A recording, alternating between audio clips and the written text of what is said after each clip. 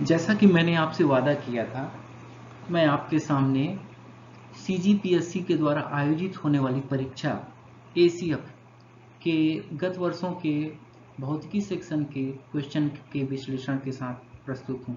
यहाँ इस वीडियो में मैं सीजीपीएससी द्वारा आयोजित एसीएफ के 2016 के भौतिकी के पूछे गए प्रश्नों को चैप्टर वाइज अरेंज करके सबसे पहले लाइट यानी कि प्रकाश के क्वेश्चन लेकर आपके सामने आ रहा हूं।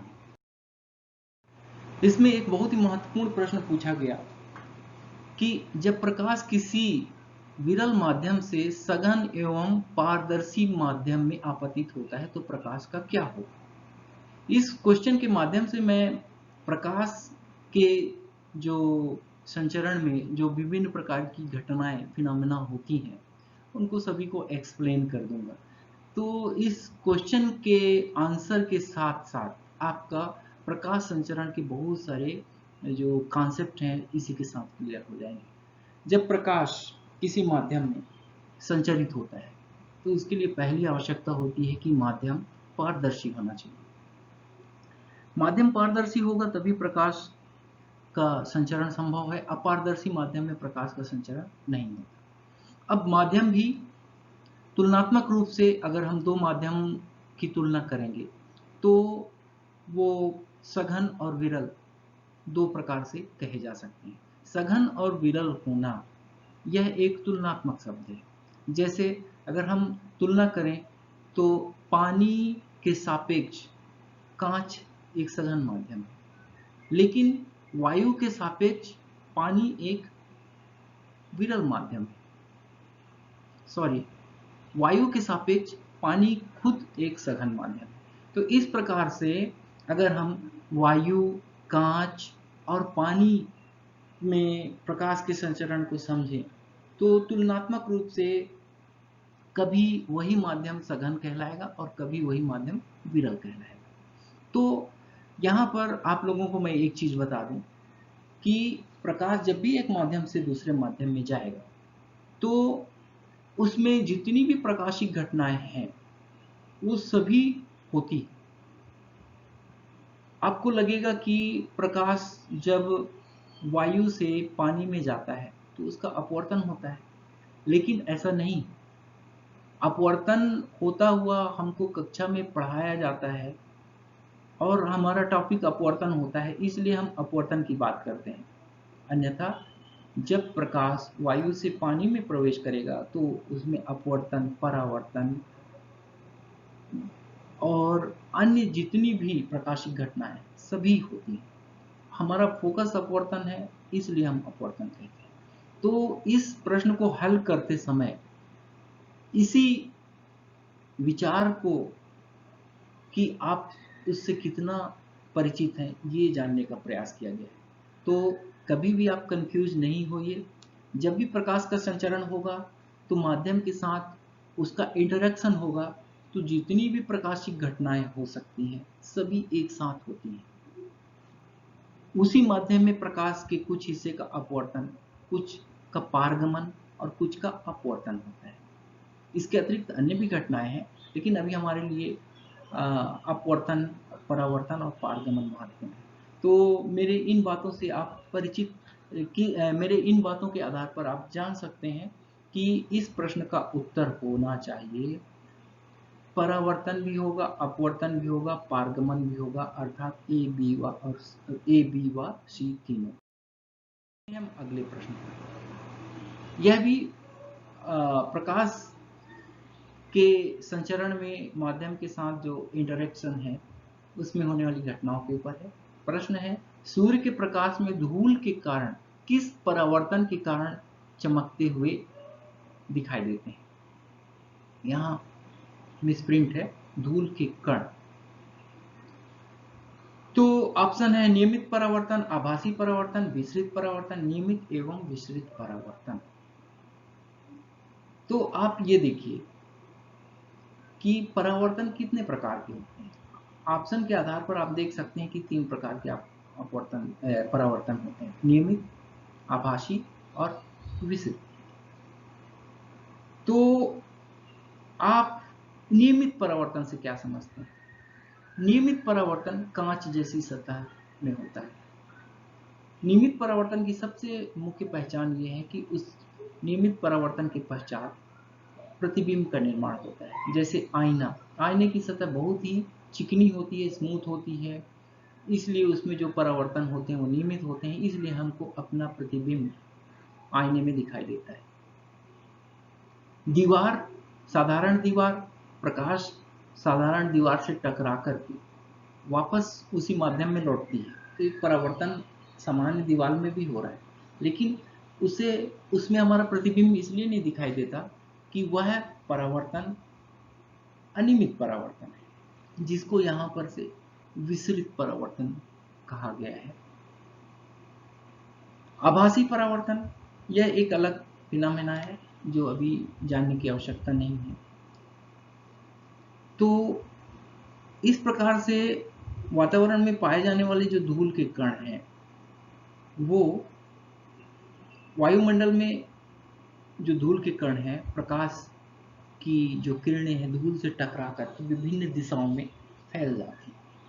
तो इसमें हम कह सकते हैं कि इसमें विसरित परावर्तन होता है, लेकिन एक दृष्टिकोण से इसमें नियमित परावर्तन भी माना जा सकता है और इसी प्रकार का कंफ्यूजन यहाँ पर क्रिएट किया गया है, लेकिन इसका सही उत्तर विसरित परावर्तन होना चाहिए। इससे मिलती जुलती एक घटना प्रकीर्णन भी होती है। प्रकीर्णन की घटना कब होती है? प्रकीर्णन जब प्रकाश की किरणें वायुमंडल में पाए जाने वाले धूल के कणों से टकराती हैं तो छितर आ जाती हैं, फैल जाती हैं और आसमान नीला दिखाई देता है। तो इस घटना को हम विकिरण कहते हैं। विसरण इससे अलग है। विसरण अपेक्षाकृत कुछ बड़े कणों के द्वारा होता है, प्रकीर्णन उससे छोटे कणों के द्वारा होता है। आप ये समझ सकते हैं कि वायुमंडल में पाए जाने वाले ऑक्सीजन, नाइट्रोजन जैसे गैसों के अणु बहुत ही सूक्ष्म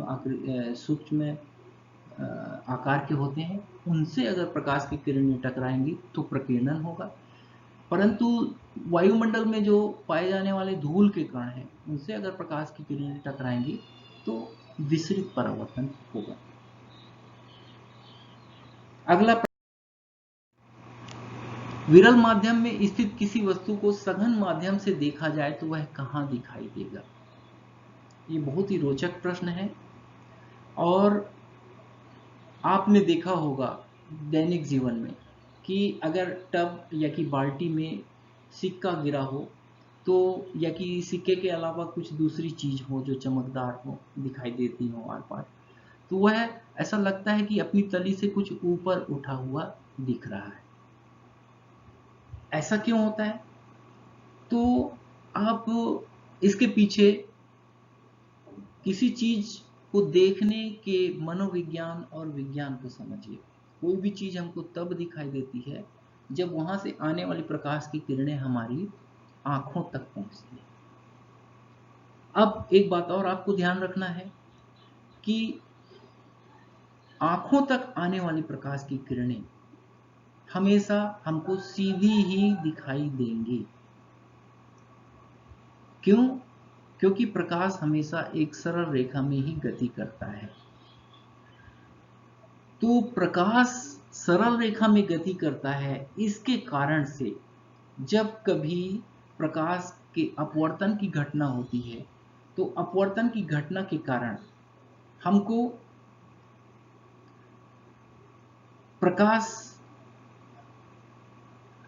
जिस ऑब्जेक्ट से आ रही है वह अपने स्थान से किसी अन्य स्थान में प्रतीत होता है।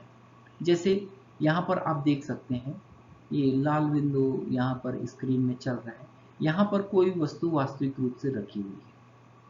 अब अपवर्तन के नियमों के आधार पर हम जानते हैं कि प्रकाश की किरण जब सघन से, ये जल पानी का माध्यम है और यहाँ पर बाहर वायु का माध्यम है, तो वायु पानी की तुलना में विरल है, इसलिए जल या पानी से चलने वाली प्रकाश की किरण अपवर्तन के पश्चात अविलंब से दूर हटती है। अविलंब क्या है? यहाँ पर हम एक सीधी रेखा अगर खींचें ऐसे तो वो अविलंब कहा जाएगा। अब अविलंब से ये दूर हट रही है। यहाँ पर भी अगर प्रकाश की किरणें इस दिशा में जा रही हैं तो यहाँ आप देख सकते हैं कि अविलंब से दूर हट रही है। तो प्रकाश जब सघन माध्यम से विरल माध्यम में जाती है तो अविलंब से दूर हटती है। अब एक दर्शक को प्रकाश कहां से आती हुई प्रतीत होगी? कहां से आती हुई प्रतीत होगी? जहां पर ये दोनों किरणें पीछे की दिशा में बढ़ाए जाने पर एक दूसरे को काटती है। तो यही कारण है कि ये जो दर्शक है इसको पानी में पड़ा हुआ सिक्का इस स्थान के बजाय इस स्थान पर दिखाई देता है। क्यों? क्योंकि हम ये चीज जान लें कि हम जब देखते हैं किसी चीज को तो प्रकाश के सरल रेखा के गमन का सिद्धांत काम करता है। हमारी आंख अगर यहाँ पर है तो प्रकाश की किरण यहाँ तक तो वास्तविक रूप से हमारी आंख तक आ रही है, लेकिन यहाँ से चूंकि मुड़ी हुई है तो मुड़ी हुई चीज को आंख महसूस नहीं करती। आंख महसूस करती है कि सपोज करती है वो कि प्रकाश की किरण यहाँ से आ रही है। इस प्रकार से अपवर्तन की घटना के कारण अगर सघन माध्यम में कोई वस्तु है और हम उसको विरल माध्यम से देख रहे हैं तो वह हमारी ओर उठा हुआ दिखाई देगा। और इससे जस्ट अपोजिट भी आप एक बार सोचिए कि यदि हम आसमान में तारों को देखते हैं तो वह अपनी वास्तविक स्थान से और दूर प्रतीत होंगे। ऐसा क्यों? ऐसा इसलिए कि हम ये देखें कि तारे निर्वात में हैं और अत्यंत दूर पर हैं और हम लोग पृथ्वी के वायुमंडल में हैं। तो पृथ्वी का वायुमंडल निर्वात की तुलना में सघन माध्यम, निर्वात विरल माध्यम, अत्यंत विरल, अति विरल, उससे विरल कुछ भी संभव नहीं है। तो इसलिए जब हम स्वयं दर्शक के रूप में विरल माध्यम में होते हैं तो सघन माध्यम में स्थित चीज हमारी ओर शिफ्ट होती है, और अगर हमारी पोजीशन उल्टी है यानी कि हम सघन माध्यम में और ऑब्जेक्ट जो है विरल माध्यम में है तो वह चीज हमसे दूर शिफ्ट होती है। तो इसके आधार पर आप इस प्रकार के प्रश्नों का जवाब दे सकते हैं। अगला प्रश्न है, जब कोई प्रकाश किरण सघन माध्यम से विरल माध्यम में प्रवेश करती है, जब आपतन कोण का मान क्रांतिक कोण से अधिक होने पर प्रकाश किरण उसी माध्यम में परिवर्तित हो जाती है, इस घटना को क्या कहते हैं? ये पूरी परिभाषा है। इसको कहते हैं पूर्ण आंतरिक परावर्तन, टोटल इंटरनल रिफ्लेक्शन। और ये बहुत प्रसिद्ध प्रकाशिक घटना है। इसके आधार पर किसी वस्तु के चमकीलेपन की व्याख्या की जाती है। जैसे आप कभी कभी देखे होंगे, आप रोड से अपनी मोटरसाइकिल से जा रहे हैं या कि किसी भी वाहन से जा रहे हैं, पैदल जा रहे हैं, अगर रोड के किनारे कोई तालाब है और सुबह का समय है तो आपके आंखों में सूर्य का प्रतिबिंब जो तालाब पर है वो चमकता है, यानी कि तालाब की सतह कांच के जैसे व्यवहार करती है। जबकि सोचने वाली बात यह है कि तालाब की सतह नॉर्मली कांच की तरह नहीं होती बल्कि पारदर्शी माध्यम है, आईने की तरह नहीं होती। वह एक पारदर्शी माध्यम है, वहां प्रकाश की किरण को अंदर जाना चाहिए लेकिन वह प्रकाश की सतह से तालाब की सतह से परावर्तित हो जाती है, जबकि उसका होना चाहिए अपवर्तन। ऐसा क्यों होता है? कारण ये है कि प्रकाश की किरण यदि क्रांतिक कोण से अधिक कोण पर आपतित होगी तो वहां अपवर्तन की घटना के स्थान पर पूर्ण आंतरिक परिवर्तन की घटना होती है। यहाँ ग्राफिक के माध्यम से आपको समझाया जा रहा है कि पूर्ण आंतरिक परिवर्तन की घटना कब होगी। जैसे यहाँ पर प्रकाश सघन माध्यम जल से चलना प्रारंभ करता है, यानी कि हम ये बात मान के चलें कि एक कोई चमकीली वस्तु तालाब के पानी के अंदर या कि स्विमिंग पूल में अंदर साफ पानी में रखा हुआ है एक पॉइंट पर। अब ए पर स्थित वस्तु से चलने वाली प्रकाश की किरण अगर इस मार्ग से जाती है, जो लाल बिंदु के रूप में आपको दिखाई दे रहा है, इस मार्ग से जाती है तो यहाँ पर जो घटना होगी वो अपवर्तन के साथ साथ पूर्ण आंतरिक परिवर्तन भी होगी। क्यों? क्योंकि यहाँ पर इसके ऊपर तालाब की पानी की सीमा खत्म होती है और यहाँ वायु और यहाँ पर जल। तो जल की तुलना में वायु एक विरल माध्यम है।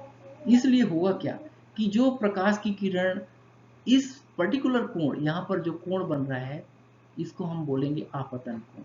अगर इस आपतन कोण का मान एक निश्चित कोण से अधिक हो तो प्रकाश की किरण उसी माध्यम में वापस लौट आती है। इस तरीके से आप देख रहे हैं कि प्रकाश की किरण एओ मार्ग से चलती है और ओसी मार्ग से वापस तालाब के ही अंदर चली जाती है। ऐसा इसलिए हो रहा है कि इस पर्टिकुलर किरण के लिए आपतन कोण का मान क्रांतिक कोण से अधिक है। तो इस प्रकार की ये जो घटना हुई, वास्तव में प्रकाश की किरण को इस तरीके से अपवर्तित होकर बाहर जाना था, तालाब से बाहर निकल के, पानी से बाहर निकल के उसको वायु में चले जाना था। लेकिन ये घटना ऐसी हो नहीं रही है, बल्कि उसी माध्यम में ये वापस परावर्तित हो रही है। तो यह संयोग की बात है। ऐसा तभी होगा जब यहाँ का आई आपतन कोण एक क्रांतिक कोण से अधिक हो जाए। तो आप ये सोच सकते हैं कि अरे ये एक किरण दो प्रकार से कैसे व्यवहार कर सकती है, या कि वो बाहर ही जा सकती है या कि वो परावर्तित ही हो सकती है। तो आपको ऐसा सोचना नहीं चाहिए कि प्रकाश पुंज में लाखों करोड़ों की संख्या में प्रकाश किरणें होती है और हर एक किरण अपने आप में एक अलग किरण होती है। कुछ किरणों के लिए क्राइटेरिया मेंटेन होता है, कुछ के लिए नहीं।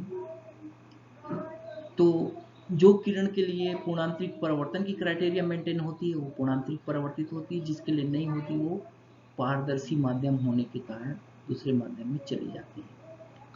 तो इस प्रकार से आप समझ सकते हैं कि पूर्ण आंतरिक परावर्तन की घटना किस प्रकार से होगी। प्रश्न पूर्ण आंतरिक परावर्तन से ही संबंधित है। क्रांतिक कोण, क्रांतिक कोण के बारे में पूछा गया है। निम्न में से कौन कांच के अर्धवृत्त आकार टुकड़े के लिए सही तरीके से क्रांतिक कोण C को प्रदर्शित करता है? यहाँ पर चित्र आपके सामने दिखाया गया है। चित्र A, ऑब्जेक्टिव A जो है वो दो प्रकार से चित्र बनाया गया है।